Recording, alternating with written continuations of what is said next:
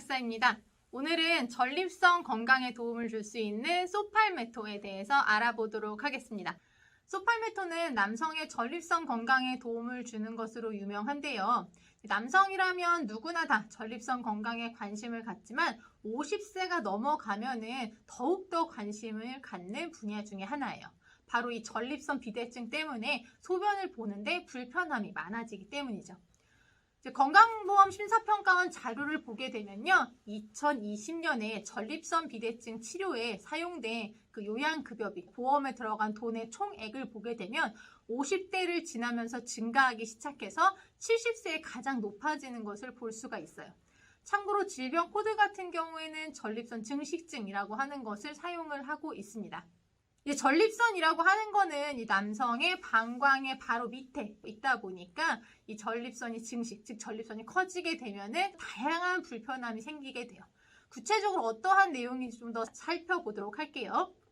우선 첫 번째로는 소변을 보고 싶은데 쉽게 나오지 않는 배뇨 지연, 그리고 두 번째는 소변 줄기가 가늘어지는 세뇨, 얇은 뇨라고 이야기를 하고요.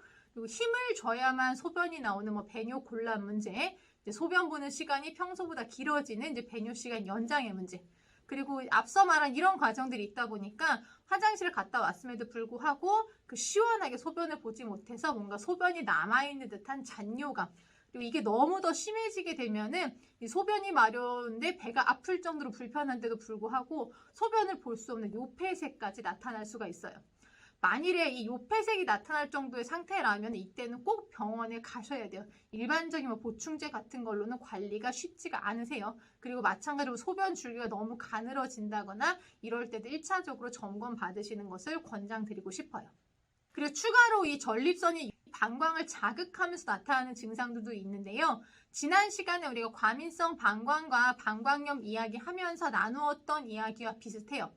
방광을 누르다 보니까 소변이 조금만 차도 화장실에 가고 싶은, 그래서 화장실 가는 그 사이를 참지 못하고 소변을 실내를 하게 되는 급뇨 같은 거, 그리고 화장실을 하루 8번 이상씩 가게 되는 빈뇨, 그리고 자다가 일어나서 화장실을 가게 되는 야간뇨 문제가 있죠. 이 자다가 일어나서 화장실을 가는 거는 이 소변의 문제만이 아니라 수면의 질까지 영향을 주게 되고요. 수면의 질에 영향을 주다 보면은 다음날 컨디션까지 완전 엉망이 되는 문제라서 이거는 그냥 넘기기가 좀 어려운 문제이지 않나라는 생각이 좀 많이 들어요. 이럴 때 소팔메토 추출물을 섭취하면 어떤 부분이 개선되는 것이냐 라고 하는 건 인체적용 시험 내용을 보면 알 수 있는데요. 일단은 유속이 개선이 된다고 합니다. 아까 소변 줄기 가늘어지는 거 말씀드렸죠. 그리고 소변을 보는 게 원활해지니까 화장실에 가는 어떤 횟수 같은 것도 좀 줄어들기도 하고요. 소변을 보고 난 이후에 잔뇨감 느끼는 거, 이런 것도 많이 줄어든다고 합니다. 이건 앞서 설명드린 것처럼 인체적용 시험에서 확인이 된 내용들이고요. 그럼 이 소팔메토 추출물이 어떻게 전립선 비대증을 완화하는 걸까요?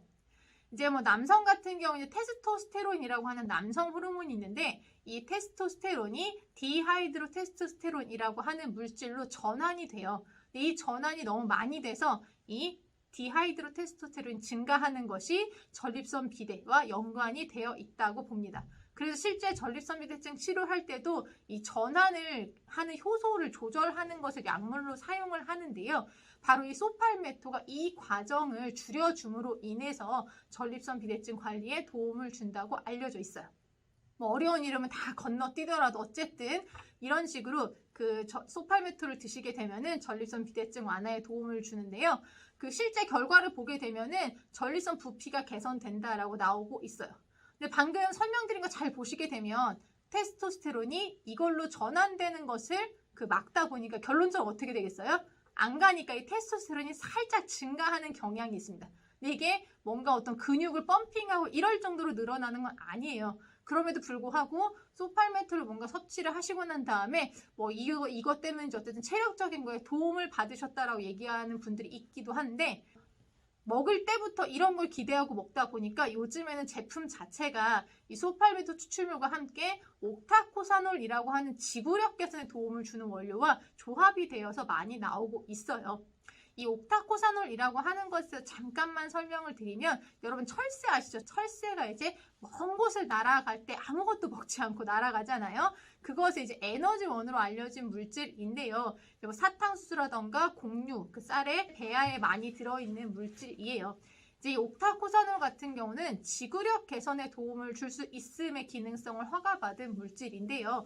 이것의 인체 적용 시험을 보시게 되면은 이제 운동 중 피로감이나 운동 시간이 연장 증가되었다 이런 식의 결과들이 있어서 실제 섭취를 하셨을 경우에 일상적인 체력 회복에서는 도움이 되는 것도 사실입니다. 그러면 이제 정리를 해볼까요? 이제 소팔메토 추출물이라고 하는 거는 이제 50대 이후 남성분들이 흔히 겪는 전립선 비대증 관리에 도움을 줄 수 있는데요. 이 전립선 건강에 도움을 줄 수가 있으니까. 그런데 이제 소변을 보실 때 배가 아플 만큼의 불편함들 이럴 때는 병원에 가시는 게 우선 권장되고요. 그리고 영양제를 2-3달 섭취해도 특별한 변화가 없다. 이럴 때에도 병원 방문을 권장드려요. 그리고 소팔메토 추출물 자체로는 어떤 남성의 그 체력이 증진된다 이런 데는 좀 한계가 있습니다. 그래서 옥타코사놀 같은 게 들어있는 것들을 섭취하시는 것 아니면 비타민 B군이나 코엔자임 Q10 이런 것들을 같이 드시면 더 도움이 되실 것 같아요. 오늘의 정보가 여러분들한테 꼭 도움이 되었으면 좋겠고요. 노약사는 언제나 여러분의 신나고 활기찬 삶에 도움이 되는 건강 정보로 다시 돌아오겠습니다. 오늘도 건강한 하루 되세요.